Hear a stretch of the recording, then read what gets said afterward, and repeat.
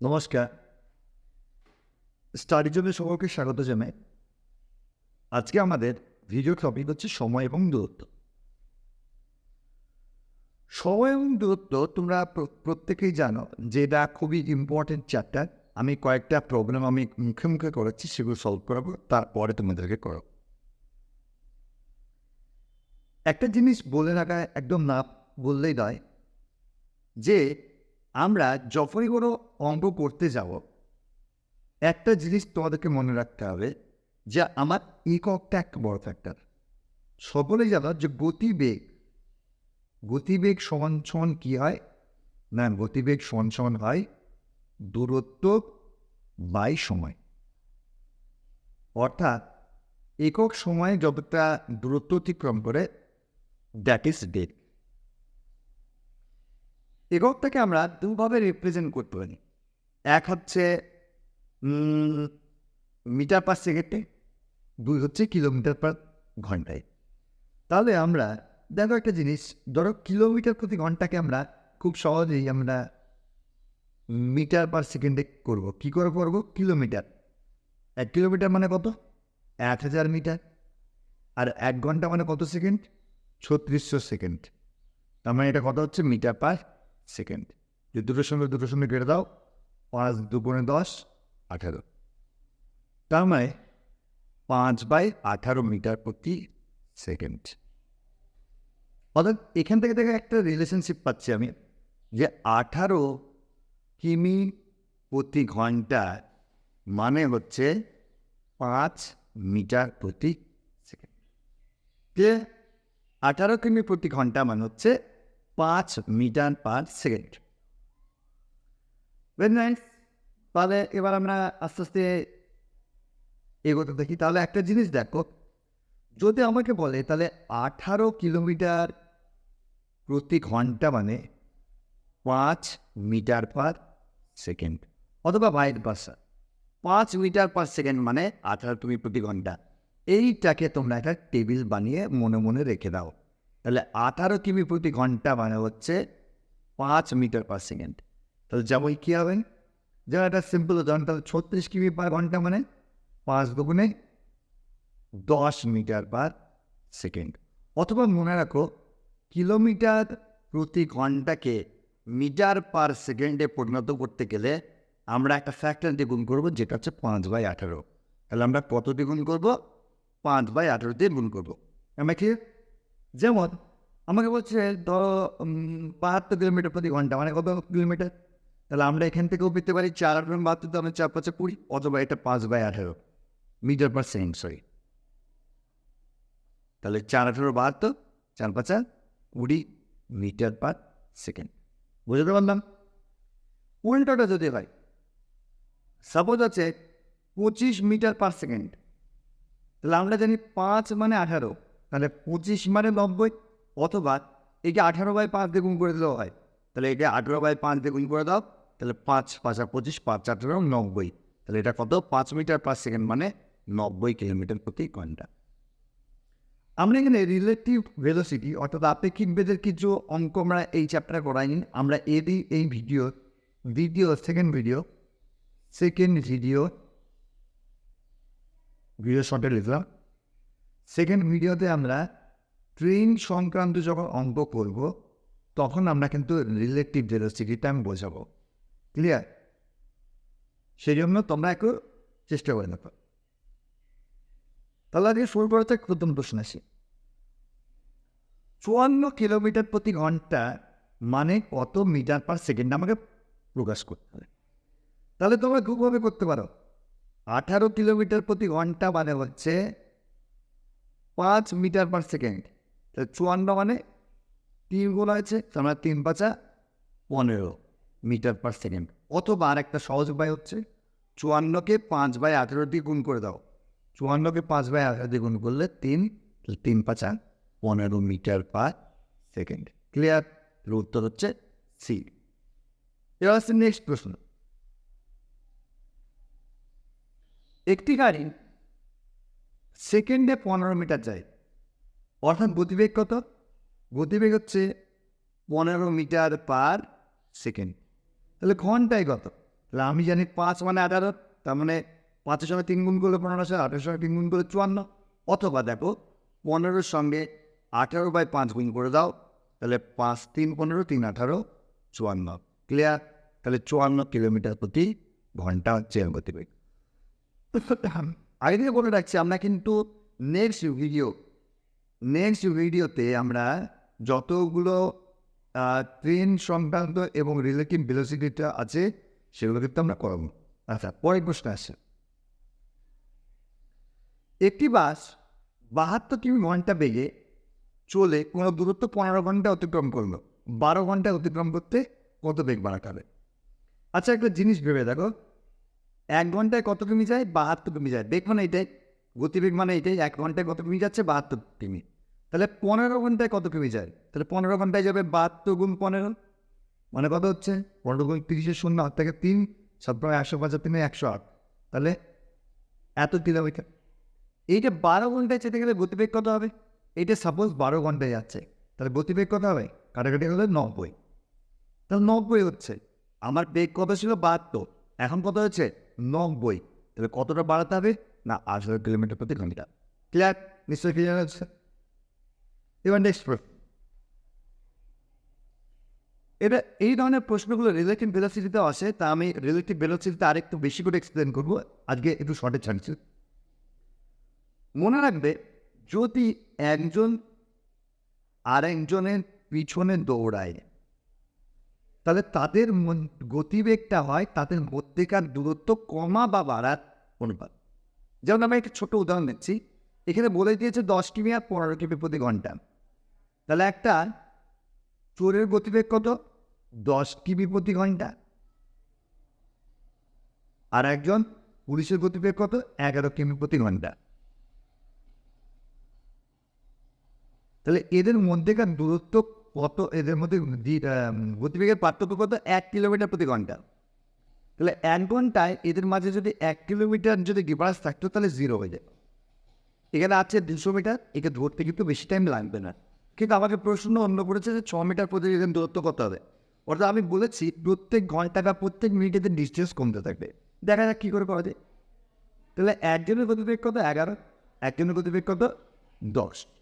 তাহলে 1 কিমি প্রতি ঘন্টা হচ্ছে এদের মধ্যেকার আপেক্ষিক বেগ, রিলেটিভ ভেলোসিটি। এদের মধ্যেকার আপেক্ষিক বেগ হচ্ছে 1 কিলোমিটার প্রতি ঘন্টা। অর্থাৎ এদের মধ্যে যে ডিস্টেন্সটা আছে সেইটা ঘন্টায় 1 কিলোমিটার করে কমবে, যেহেতু এখানে পরে যে যাচ্ছে তার গতিবেগ বেশি। যদি পরে যে যেত তার গতিবেগ যদি কম হতো, তাহলে এদের ডিস্টেন্সটা বাড়তো।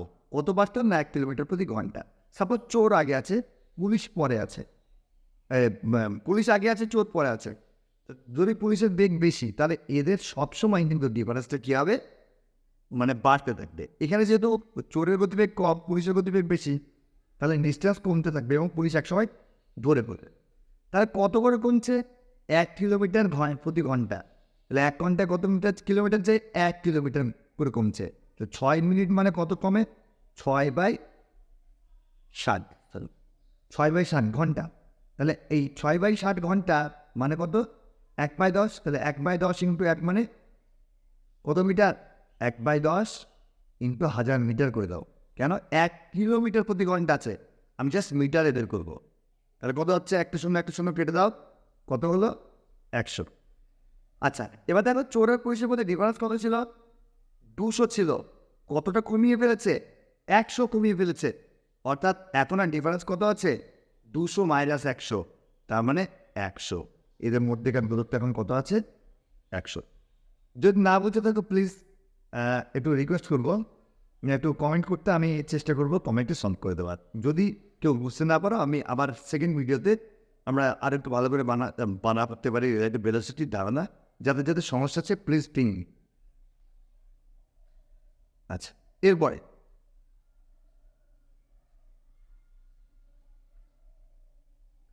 বলছে স্বাভাবিক বেগের 3/4 অংশ বেগে চললে এক ব্যক্তির নির্দিষ্ট দূরত্ব অতিক্রম করে 2 ঘন্টা সময় বেশি লাগে। স্বাভাবিক বেগে চললে সেই দূরত্ব কতটা টাইম লাগতো? এই অঙ্কগুলো একটু ঝামেলা কমিয়ে নিচ্ছে। এই অঙ্কগুলো এখন চুটকি 10 সেকেন্ড লাগে না কী করতে। কেন? আমি ধরে নিচ্ছি আসল বেগ কত? 4। এখন কত নিয়ে চলছে তাহলে? এখন চলছে 3 নিয়ে। আমি ডিস্টেন্স ধরে দিচ্ছি 3 আর 4 লসাগু করে দাও 12। তাহলে 4 যদি যায় 4 বেগে, তো যেতে কত টাইম লাগবে? 3 ঘন্টা। আর 3 কিলোমিটার বেগে গেলে কত টাইম লাগবে? 4 ঘন্টা। তাহলে তাহলে টাইমটা কত লাগছে? টাইমটা লাগছে 1 ঘন্টা বেশি লাগছে যদি 3 কিলোমিটার যায়। কিন্তু আমার পরীক্ষায় কত আছে? লাগছে এই 1 মানে কত? না, এই 1টা মানে হচ্ছে 2 ঘন্টা। এই 1 ঘন্টা মানে 2 ঘন্টা। তাহলে আসলে টাইম কত লাগার কথা? এই অঙ্কের হিসাবে 3। তাহলে 1 মানে যদি 2 হয়, তাহলে 3 মানে কত? 6, 4 মানে 8। তাহলে স্বাভাবিক বেগে চললে সেটা কত টাইম লাগবে? না, 6 ঘন্টা। নিশ্চয়ই বুঝে গেছ? নেক্সট প্রশ্নে এরকমই একটা প্রশ্ন আছে, একটু দেখি। এবার একই ধরনের প্রশ্ন একটু টাইপ করে দেয়। তাহলে আমি অরিজিনাল ভেলোসিটি কত ধরবো? অরিজিনাল গতিবেগ কত ধরবো? 11। কত বেগ নিয়ে চলছে? 7। ডিস্টেন্স কত ধরছি? 77। একটা জিনিস দেখো, তাহলে অরিজিনাল বেগে গেলে কত টাইম লাগবে? 7 ঘন্টা। আর 7 বেগে চললে কত টাইম লাগবে? 11 ঘন্টা।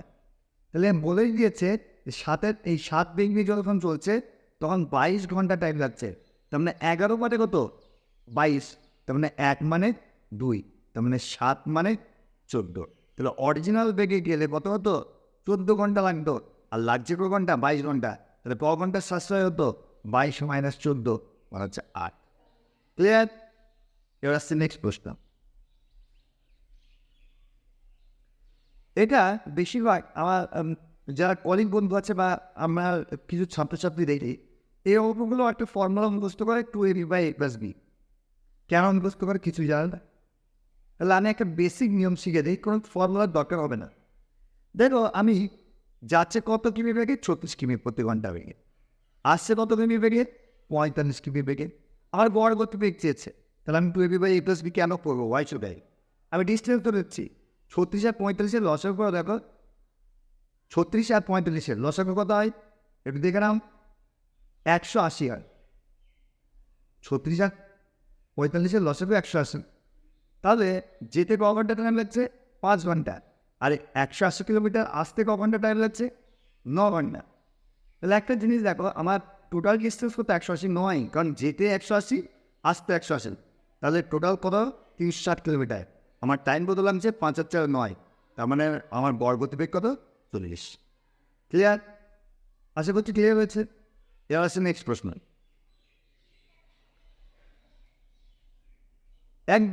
এক ছাত্র স্কুল থেকে 3 কিমি বেগে গেল আর 2 কিমি বেগে ফিরেও।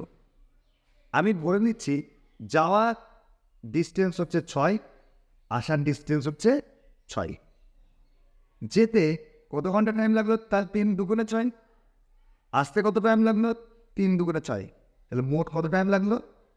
5 ঘন্টা। আমাকে অঙ্কেও বলা আছে 5 ঘন্টা। তাহলে আমার ডিস্টেন্স কত? ডিস্টেন্স হচ্ছে 6 কিলোমিটার। দেখলে এই সব অঙ্কগুলো চুটকি কেস, কয়েক সেকেন্ডও লাগে না। এর নেক্সট প্রশ্ন। এক ব্যক্তি 24 কিলোমিটার গতিবেগে 24 কিলোমিটার প্রতি ঘন্টা গতিবেগে স্কুটার চালিয়ে একটি স্থানে পৌঁছতে 5 মিনিট দেরি হয় এবং 30 কিমি বেগে গেলে 6 মিনিট আগে পৌঁছায়। যাত্রা স্থল ধরে স্থানটির দূরত্ব কত? এই অঙ্কগুলো খুব জটিল করে আমি অনেক ভিডিও দেখেছি, অনেক এডুকেটার দেখেছি। প্রত্যেকে একটা ফর্মুলা একটা ফর্মুলা অ্যাপ্লাই করে। আমি জানি না এসব ফর্মুলা, আমার মনেও থাকে না। তা যাই হোক, আমি একটু চেষ্টা করে দেখছি যে কতটা ডিফারেন্স হয়। কীভাবে করবো?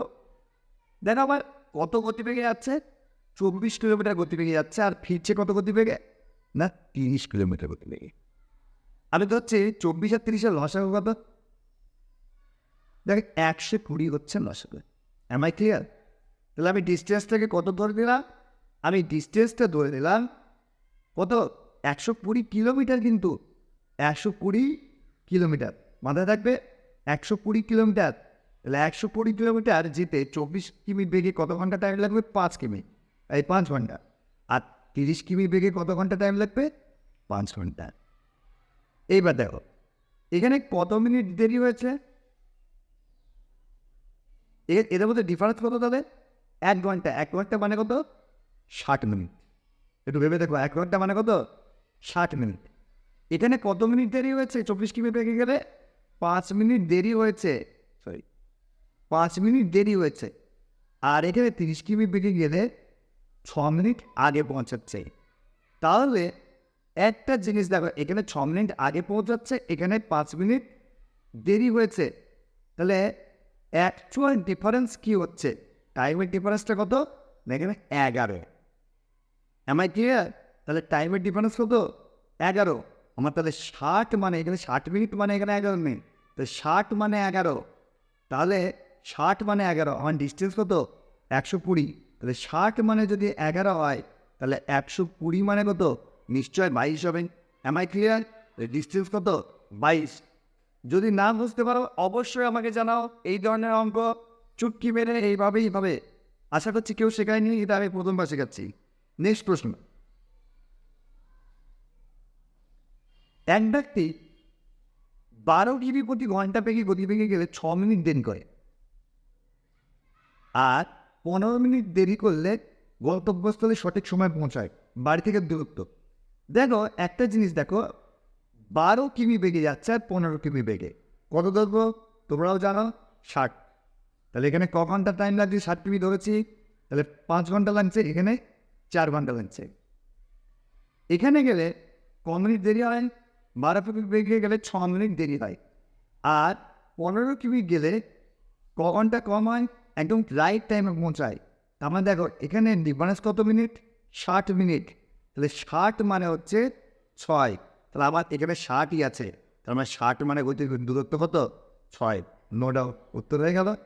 আচ্ছা, এবার আমরা আসছে যে শেষ প্রশ্ন। এই প্রশ্নটা আমি একটু করে দেবো না, আমি শুধু লসাগুটুকু করে দেবো।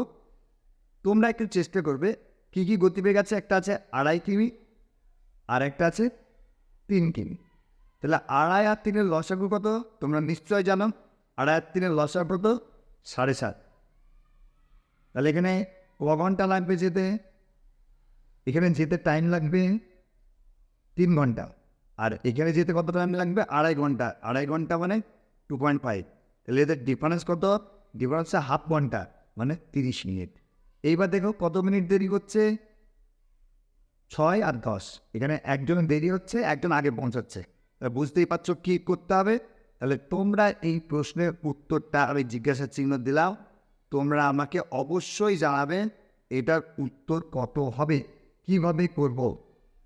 তাই আজকে আর বেশি না বলে আজকের ভিডিও এ পর্যন্তই। আমরা নেক্সট ভিডিওতে ট্রেন এবং সময় গতির আর কিছু যদি তোমরা জানাও, তাহলে আমি সেইগুলো নিয়ে আলোচনা করব।